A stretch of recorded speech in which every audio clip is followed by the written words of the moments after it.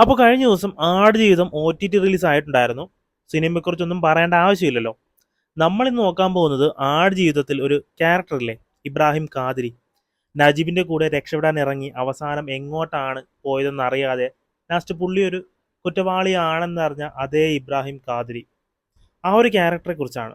എന്തുകൊണ്ടായിരിക്കും നജീബിൻ്റെ കൂടെ പോകാതിരുന്നത്, ഒന്നും പറയാതെ കളഞ്ഞത്.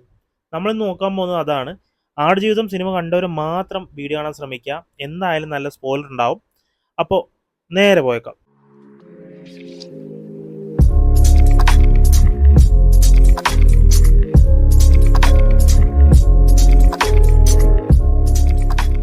ശരിക്കും ആടുജീവിതം എന്ന സിനിമയിൽ ഇബ്രാഹിം ഖാദിർ എന്ന ക്യാരക്ടറെ ഒരു ദൈവത്തെ പോലെയാണ് കാണിച്ചിരിക്കുന്നത്.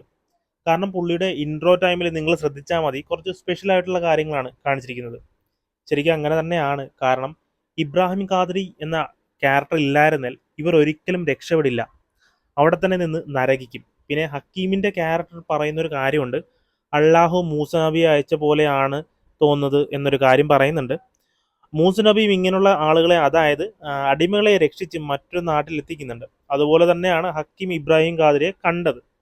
ഇനി എന്തുകൊണ്ടായിരിക്കാം ഇബ്രാഹിം ഖാദിരി നജീമിനോട് ഒരു വാക്ക് പോലും പറയാതെ പോയതെന്ന് നോക്കാം. എനിക്ക് തോന്നുന്നത് രണ്ട് സാധ്യതകളാണ്. ഓൾറെഡി സിനിമയുടെ ക്ലൈമാക്സിൽ ഇബ്രാഹിം ഖാദിരിയുടെ ഫോട്ടോ അവിടെയുള്ള പോലീസ് സ്റ്റേഷനിൽ കാണിച്ചിട്ടുണ്ട്. അതിനർത്ഥം പുള്ളി എന്തൊക്കെ കുറ്റം ചെയ്തിട്ട് ഒളിച്ച് താമസിക്കാൻ വേണ്ടിയുള്ള ഒരിടം ആയിരിക്കാം ആ മരുഭൂമി. മേ ബി കുറ്റം എന്ന് പറഞ്ഞാൽ വലിയ രീതിയിലുള്ള ഒന്നും ആകാൻ ചാൻസ് ഇല്ല. ഒരുപക്ഷെ സ്പോൺസറെ പറ്റിച്ച് നടക്കുന്ന ആളായിരിക്കാം ഇബ്രാഹിം ഖാദിരി.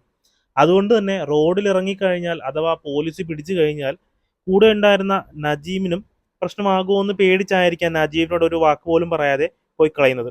എന്തായാലും കുറച്ചുകൂടെ നടന്നു കഴിഞ്ഞാൽ റോഡ് എത്തുമെന്ന് ഖാദിരിക്ക് മനസ്സിലായി കാണും. കാരണം വെള്ളമൊക്കെ വെച്ചിട്ടാണല്ലോ പുള്ളിക്കാരൻ പോകുന്നത്. ഇതല്ലാതെ ഒരു ചാൻസ് എന്ന് പറഞ്ഞു കഴിഞ്ഞാൽ ഇബ്രാഹിം ഖാദിരി ആ മരുഭൂമിയിലേക്ക് തന്നെ തിരിച്ചു പോകാനായിരിക്കും. അപ്പോൾ എല്ലാവരും വിചാരിക്കുന്നൊരു കാര്യം, പിന്നെന്തിനാണ് ഇത്രയും ഒരു റിസ്ക് എടുത്ത് അയാൾ അവിടെ നിന്ന് ഓടി വന്നതെന്ന്. മേ ബി ഇങ്ങനെയുള്ള ആളുകളെ രക്ഷിച്ച് പുറത്തു കൊണ്ടുവരുന്ന ഒരാളായിരിക്കാം ഇബ്രാഹിം ഖാദിരി എന്ന മനുഷ്യൻ. കാരണം ഒരു പിടികിട്ടാപ്പുള്ളി ആയതുകൊണ്ട് തന്നെ രാജ്യം വിട്ടു പോകാൻ പറ്റില്ല എന്ന് ഖാദിരിക്ക് അറിയാം. അതുകൊണ്ട് തന്നെ തന്നെക്കൊണ്ട് പറ്റുന്ന ആളുകളെ അവിടെ നിന്ന് രക്ഷിക്കാനായിരിക്കാം ഇബ്രാഹിം ഖാദിരിയുടെ ലക്ഷ്യം. പിന്നെ നജീബിനോട് ഈ കാര്യങ്ങളൊന്നും പറഞ്ഞാൽ ചിലപ്പോൾ നജീബ് സമ്മതിക്കാൻ സാധ്യതയില്ല. അതുകൊണ്ടായിരിക്കാം നജീബിനോടൊന്നും പറയാതെ പൊക്കളഞ്ഞത്. ഇപ്പോൾ നജീബും ഹക്കീമിനെ പോലെ അല്ല ഖാദിരി, നല്ല ആരോഗ്യമുള്ള മനുഷ്യനാണ്. അതിനർത്ഥം ഒരു അടിമയെ പോലെ അല്ല ഖാദിരി അവിടെ നിൽക്കുന്നത്. ഓടിപ്പോകാൻ ആയിരുന്നേൽ അത് നേരത്തെ ആകായിരുന്നു. കാരണം അവിടെയുള്ള എല്ലാ വഴികളും ഖാദിരിക്ക് അറിയാം. രക്ഷപ്പെടുന്നതിൻ്റെ അന്ന് രാത്രി വെള്ളം മോഷ്ടിക്കാൻ ചെല്ലുമ്പോൾ പിടിക്കപ്പെടും എന്ന അവസ്ഥ വരുമ്പോൾ വഴിമാറി ഓടിയത് കൊണ്ടാണ് ഖാദിരിക്ക് വഴി തെറ്റിയത്. അതുകൊണ്ടാണ് അന്ന് വഴിതെറ്റി എല്ലാ സ്ഥലത്തും പോയതൊക്കെ. അതുകൊണ്ട് തന്നെ എല്ലാവരെയും രക്ഷിച്ചു കൊണ്ടുവിടുന്ന ഒരാളായിരിക്കാം ഇബ്രാഹിം ഖാദിരി. പോസിബിളായിട്ടുള്ള രണ്ട് കാര്യങ്ങളാണ് ഇന്നിവിടെ പറഞ്ഞത്. നിങ്ങൾക്ക് എന്താണ് തോന്നുന്നത് എന്ന് കമൻറ്റ് ചെയ്തേക്ക്. വീഡിയോ ഇഷ്ടപ്പെട്ടെങ്കിൽ ലൈക്ക് ചെയ്യുക, ഷെയർ ചെയ്യുക.